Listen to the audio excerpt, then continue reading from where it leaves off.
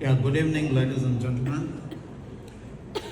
The August gathering in this international conference, Society 5.0, professors, researchers, scholars, presenters from 12 countries, including the host country, Mauritius, and ladies and gentlemen. If you look into my topic, which I'll come down to the stage, I'll be not on the stage, okay?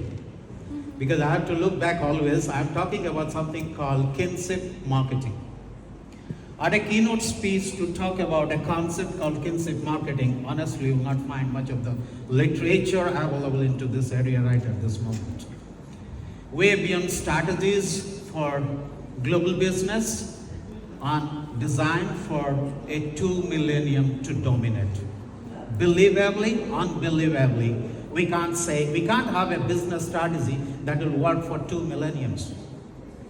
Thing is, if I look into the contemporary research, starting for the last 100 years till this 2024, concentrations are more into the empirical findings, peer reviews, getting yourself into the diagrammatic presentations of the models, making it a statistical documentation, statistically talking about, and this is what is there. But at the same time, we are not jumping into another ocean where the language is not known to us. I mean to say that we do not look at a marketing prospect or a business prospect for another 2,000 years. If I look at where the challenge lies. The fact is, the challenge is, if I look into, it's something not very new. It's something to talk about. It's from the ancient period. I'm talking for a period which starts from 500 BC till 1650 AD. 2,000 plus years. Who dominated the world of business before the Industrial Revolution? Is the Indo-China culture. Silk Road, all these factors that dominated for 2,000 years. The concept of made in US or etc. originated from India, and it came. Both the communities, if you look at, they used to trade around the world, and the products used to be designed with made in Indonesia or made in India or something like these figures, not in English, used to be written in a Pali Sanskrit. If I look back, where lies these things? Patternization used to be a strategy. Of course, if you look at the colonial history of the world, you will say that India colonized first. Honestly, to talk about India never colonized. Colonization is linked to exploitation. You may agree or you may disagree. But the thing to talk about India talked about something called fraternization. Indians migrated. Today I find the gene of Indians available in more than 76 countries of the world. This is where we talk a bad word by the United Nations, we call it race. Is the race a bad word? If I get into that research, which is related to bit into the anthropometric research, links to Caucasus, Mongoloids, Proto-Australoid. 3 major races if you look that way. Culture-wise, if you look at the nature of worship called Hinduism, Zoroastrian and Jesuits. Nature worship, no religion. Religion, if you talk about, if you name it, Hinduism, Buddhism, Jainism. If you look at the religions that added to this at the 1st century AD and in the 7th century AD is called Christianity and Islam. When we talk about the culture, it was Indo-Sino or Indian and the Chinese. If you look at the map of the world, this used to be the trade. And the trade used to be Silk Road, spice route, sea routes, maritime trade, Silk Route, all are different. China used to command over the Silk Road. Spice route, sea route, maritime trade used to be commanded by Indian merchants. Indian merchants in 3 categories. They used to be called Kalingan merchants from Kalinga. Second is called the Tamil merchants. Third is called the Gujarati merchants. Fourth are called the Multani merchants. This is what the total process. If I look into the migrations during the European colonization, we talk about not to utter the slave as a bad word, but yes, it happened. Indentured labor forces by the British, it happened. Island migrations to Mauritius, Fiji, Suriname, Guyana, French Guiana, Jamaica, Reunion Island, and movement of labor forces to many European countries, it happened at the time of the European colonization. Because that time, the global business was in a different form. If you look at the brain is a very big migration. 7.6 crore people from India have migrated to these countries. This is the latest demographic figure. If I look into today, the Prime Minister of UK is from Indian origin. Vice President of United States is from Indian origin. If we are talking about today, the politics to challenge and to decide in many places are going to have this combination of Sino-Indo-Thai. These two communities can well define the international business for the future. So let's look at, this used to be an ancient map. You can see the sea route used to be called the sea routes, spice routes, silk route. And the road across over used to be called the Silk Road, which we used to call at the time international trade routes or international highways. Today China is redesigning to build up these roads to which all other countries are opposing. Interest is geopolitical rather than less in the trade. Secondly, if you look at this map, which is very clearly well defines, the world used to be in this part, but the world never used to be in the Northern America or in the Southern America, but the link used to exist. That link started at the period of the British colonization. Indians started moving to countries like Suriname, Guyana, French Guiana, Jamaica, and West Indies, many islands. So if you look at the factors which are going to be the driving forces for the future, if I look into the demography of the world currently, if I connect these three races that used to dominate the trade system of 2000 years, if I go by each one's population size, the global population stands out 7.88 billion. But this population takes out near about, marginalizes an 11% global population, not a part of it.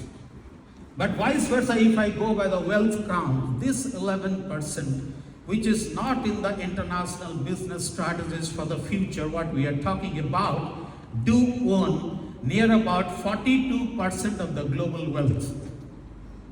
Challenge is too big. The democratic numbers and this trade system, will it dominate? Can anyone stop this? It's a natural process.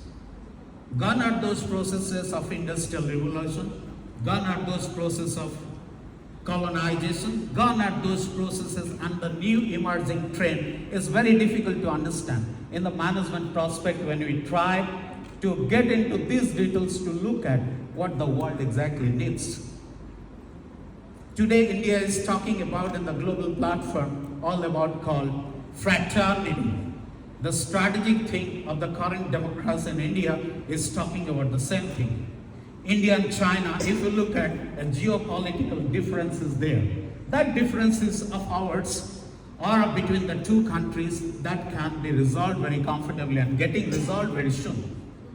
So there is not a single bullet fired between the two countries since 1962. Do you think it's something can be, by propaganda can be called not to link? The thing is, Western interest is getting hampered if Sino-Indo link happens. That's a barrier if you look at deep into the diplomacy and the theories of diplomacy refrains this. But again, that's not for a long time. To talk about the industrial productions, everywhere we are looking at low-tech, high-tech productions. To talk about the developed world, United States, what is it talking about? The knowledge economy? GAFA plus SpaceX, $3 trillion company, right? And if you club together, exactly they are more than 10 trillion. The exchange rate I'm talking about today is in the dollar versus the Mauritius rupee or Indian rupee or any other currency. We talk about a hard currency and soft currency. What's the buying power of a dollar? Exactly, if I go by purchasing power parity exchange rate of this currency, 12 Indian rupee stands equal to 1 USD.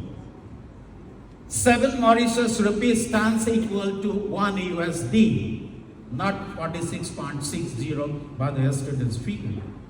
PPP, why are you not allowing to implement? Then how to get this PPP now to be implemented? You look at the dollar reserves today to talk about. US doesn't have much of its dollar reserves. Honestly to speak, India, China together have double the dollar reserves of US itself. And if you look at the currencies, which are called hard currencies, now the 5 are there, 80% transaction is by the USD.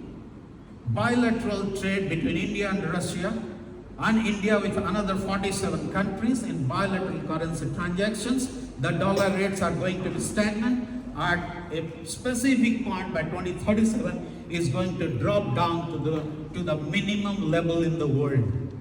It's not a projection, it's an estimation. Now to talk about the electronics and metallurgy and the sector of the productivity and the production. Made in China is with everyone's hand today in the globe. Made in India, these products are there. You are talking about the United States, is talking about knowledge business, knowledge industry. Is this the real knowledge industry? Google, Facebook, Amazon. Okay, SpaceX I think is knowledge, right? But if you look at the GAFA countries like this is social marketing business. How long it will survive? Do you think there will be not a challenge to Amazon in its supply chain delivery system? Do you think the search engine is not going to die out with the invention of intellectual engine? Do you think that the search engine will remain in power with 100 gigabyte capacity? Do you know what is the human brain capacity? The estimation says it's 3 trillion, means 3 with 99 0 GB. Gigabyte means 100 with 21 zeros GB, it stands out to that figure. Search engine is going to be an obsolete technology very soon. We are talking about AI. AI is not going to give us the intellectual engine. Today the total computer system is depending on only 2 digits, 0 and 1. We are calling it binary. Do you know that the recent research which is going on, bringing out the Sanskrit into alphanumeric research in the computer, the moment these machines comes out, all these kind of systems are going to be obsolete. And the proficiency of these machines are going to be 100 times more powerful in operation. So if you are looking at this is if it comes into the knowledge economy is going to have a crash.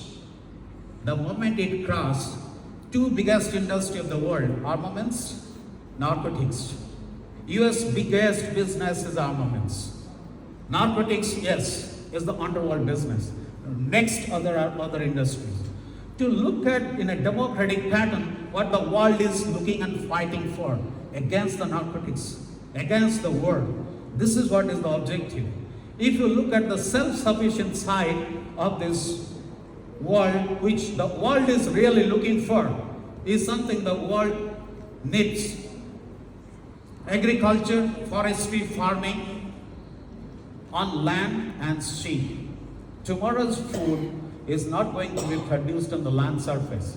If you are looking at the population after 100 years, we will be not able to feed the population of the world by having organic farming on this land. Then we'll be depending on genetically modified farming. How long can we depend on a genetically modified farming, and how long? The next landmass which is available to have the farming to feed this world population is going to be the oceans and the seabeds. And who are the leading researchers in this? It is the India. One Indian company very well has said, by 2050, I'm going to be a $20 trillion industry. And if you look at their farming in the seabed is so well designed, they're very sure they'll be producing everything on the seabed that the human population needs for its consumption as food. Food in any form. Food will be manufactured. Then the biggest challenge is water is going to be a very big scarce commodity of the world.